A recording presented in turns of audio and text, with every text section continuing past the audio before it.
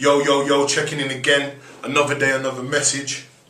There's been a lot going on within the city of Birmingham over the last 10 days, so I thought I'd put another video out there to get people to think, talk, discuss, and make others aware of the situations that are taking place within Birmingham for those that don't know. Now, we know last week, unfortunately, 2 of our young brothers in the city had lost their lives to knife crime. And also young people within our city that got wounded via knives but didn't lose their lives. Now the situation's kind of sticky because what I've noticed within the last 10 days, looking at social networks, listening, speaking to parents, speaking to victims, speaking to individuals that observed some of the situations that have been taking place. And the situation is that people are confused, people are scared, people are anxious, people don't know what to do, people want answers. And there's no straight answer to deal with the situation of knife crime, because as we know, for those that are working in the community on this agenda, we know that there's not one solution to deal with it. But I've been looking through some prison letters that I've been receiving from young brothers that are serving life sentences for murder due to knife crime. And I just started to highlight some key things like I got caught up, I was hyped, I didn't mean to do it, I wish I could turn back the hands of time, I don't know what to do with myself, I can't sleep, I can't eat. So this is the situation that I'm starting to see. So we've got many young people that are out in our community that are anxious, that are scared, are afraid, many of which are carrying knives in order to deal with the beef, or carrying knives because they're afraid of getting injured by a knife. So therefore they get caught up in silly situations, trivial beef, trivial arguments, or you're standing in a location and someone stares at you and you think what you're looking at before, then the person boxes you in your face, then you pull out a knife because you're afraid of what people might say or people might do because you didn't react to that. So people pull out a knife and they utilize it. And they stab people in their hearts, they stab people in their legs, they stab people in different types of places, not meaning to commit the crime. And I said it on one of my blogs the other day, that most young people out there that take people's lives by a knife, a lot of them can't comprehend that they had the ability to take somebody's life by a knife. And it's a sad situation. But then we've got practitioners, people in the community that are doing positive work, again on this agenda, that want solutions, don't know what to do, where to respond. And all I would say to those individuals that are out there is keep pushing. We can't save them all. But for those that are out there, we have to keep trying to inspire their minds, trying to get them to think differently. Because it's deep. We've got young people now that are so fearful of these situations that they're saying, you know what, I'd rather get caught with my knife than without it, because I don't want to get put in a situation that's going to cost me my life. So you've got the young people that are willing to carry knives and want to carry knives, and then you've got the young people that are scared, the individuals that are saying, oh, well, I don't want that to happen to me. So when I'm going to college or when I'm going to school, I need to carry my knife in order for me to feel safe. So where are all the people in our community that are out there speaking to young people, connecting with young people, to make them have a little peace of mind of what's going on within the society, within their community? And then we've got parents, two-sided parents. You got parents that don't understand what's going on, are afraid to bring up their children within these communities. Me, a father of 2, afraid to bring up my son and my daughter in this environment, in this community. And then you've got parents that are willingly and know what their children are doing, but don't say nothing, turn a blind eye, and are ignorant to the situation that's taking place. These are the things that we're starting to see with parents. And these issues are not new, so I'm not saying these issues are something that's just risen. They've always been there. But this is what we're starting to see within the society, and unless we start to have these discussions, unless we start coming together and trying to come up with practical and realistic solutions, we're going to start seeing these things a lot more. With 18 youth provisions within Birmingham City alone that have been closed within the last 8 months, what do you expect to take place within the community with young people? You're going to see a lot more stabbings. Unfortunately, we're going to see a lot more young people losing their lives to knife and gun crime. We are going to see that. But again, do we stress the authorities enough? Are we out there actively as members of the community, as practitioners, actively out there to get answers, to get responses, to get the resources that enables us to be able to deal with our young people? When we're looking at taxpayers' money, it's like 1.1 million out of our taxpayers' money to deal with gun crime. 300,000, 250 to 300,000 when it's a knife crime.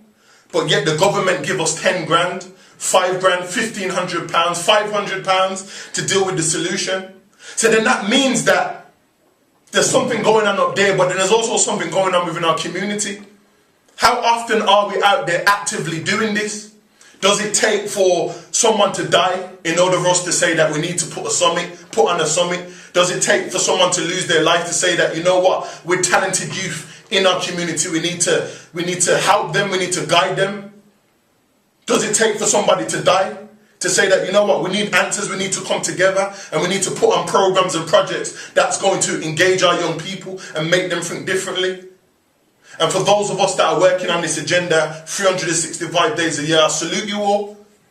Because it's hard and it's deep out here, and a lot of these individuals, whether they're victims or perpetrators, we've worked with both sides. And it's difficult. It's really difficult. But all I would say to you individuals is keep pushing, keep trying. Because it's hard. And we are going to lose more lives. We are going to see more death within our community. As long as there's young people that don't have opportunity, as long as there's no jobs, as long as there's things that young people can't access in order for them to progress within life. I know individuals quite recently that have come out of prison or lived a life of crime and want to change, want to go to university, want to go to college, want to do an apprenticeship in order to make legit money in order for them to change. But they're getting rejected left, right and centre. So then we have young people that think, you know what, I might as well go back to the road because there's no opportunities out there. Nobody's giving them a chance. So who are the people in the community that's going to give them a chance? So if you've got a local business and you're self-employed and you're doing something within the community, can you bring young people along? Can you put them on and give them that chance? Because if we sit here and keep wondering and waiting for governments and we keep waiting for funding to enable us to do something for our own communities, then what are we doing? I always stress to the religious institutions, big spaces within our communities, how is it that young people go to these places of worship but don't have no knowledge or any guidance about their day-to-day activities, about living within this community? I've been working with young people that their families go to churches, go to mosques, go to temples. And I say to them, when you go into these institutions, yes, you may learn about prophets and messengers. You may learn about important people that's going to enable you to guide you spiritually and mentally. But do they ever talk about the day-to-day activities? Are you fearful of going to school? Are you fearful of going to college? And do you feel that you need to carry a knife in order to make yourself feel safe? Why are these conversations not taking place? And why are these spaces not being utilized within our communities that enables people like myself and other people in the community working around these agendas to utilize it and inspire young people? Millions and millions of pounds are put into buildings, put into good resources that can be used within our community. But are you going to be a community? Are we going to be a people where we accept a certain set of people, but then all our youth stand on the corner? It shouldn't be a situation where if I'm walking within just Handsworth and I see churches, I see temples, I see mosques, but you're still seeing youth standing on the corner. Do we go out and we interact with these young people? And what services are we as a community providing young people? Because some young people since last week can't sleep. Some young people are very anxious and feel that, you know what, I don't know what to do. I'm probably scared to go school or college. There's a lot of young people that are angry. But where are the spaces in our community where young people feel that they can offload? Because all that is left is pubs and bookies. So are we suggesting that young people should be going to them places in order to talk, in order to think, in order to express? That's why I utilise the barbershop, because the barbershop for me is the only place now that is left for young people on street corners to go in and feel that they can express themselves. 18 youth centres have been closed down. So where do young people go? A lot of the foolishness starts with boredom. But what hurts and what is sad is the fact that the young people was at the murder at Friday were at a memorial of another knife crime that happened a year before. Look at the irony of that. So now we've got situations now where people are going to mourn for their loved ones, their friends, their people that they've known for many years or for a short time. And then in those same spaces, young people are getting stabbed or getting shot. Soon we're going to start seeing this type of stuff within funerals. I've seen it. I've seen conflict almost there at funerals. It's only going to be a matter of time. If this is a memorial, now my heart goes out to the parents and the family members that were there, putting on an event for their child, for people to remember them. And in that same environment, other young people are in there causing trouble and taking people's lives. And we haven't forgot the young brothers that have died without the last couple of years, the last few months. We can't forget about these people. It can't be a situation where we just put in RIP on Facebook, on Twitter, on Instagram, and then 2-3 seconds later, you've got another picture up of Chief Keef holding a banner, or you're talking about shooting or clapping a man or stabbing a man. I understand that this situation right now is that young people now, when they're throwing up this RIP, I've looked at it as it's probably a way of young people grieving. But you've got other young people that are just doing it for the sake of doing it. When will it go into your minds? When will it go into your hearts that somebody has lost their lives? And this could be any one of you at any given time if you don't start changing and start thinking about not just the people that you're moving with, but the environments that you go into.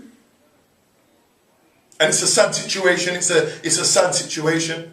And I don't know the answers, but for the people that are out there, keep pushing, keep pushing. Teachers, you need to be stressing your head teachers, the heads of year, about this issue. Religious institutions, people that visit different places, you need to be stepping to pastors, stepping to imams, stepping to these people and say, I want you to talk about knife crime. I want you to talk about violence within our community, because people are scared and people need to know what's going on.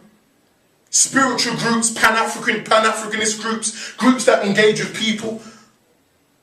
Black History Month is coming, so it shouldn't be a situation for the next 30 or 31 days. We only see people that are giving people knowledge that they need to know, and then they disappear for the other 11 months. We need to come out of these cycles and break it, because nobody else ain't going to do it. We need to do this for ourselves. And I don't want to keep regurgitating the same information, but I think that my point has been made. I think that we need to stop sleeping. We need to wake up. We need to take hold of our community, because if we don't do it, nobody else will, and we'll start to see a lot more murders, a lot more deaths. We'll have a lot more mothers crying, and a lot of young people just sitting on the wayside. It's Real Action Youth in Motion. It's about turning real talk into real action. Peace.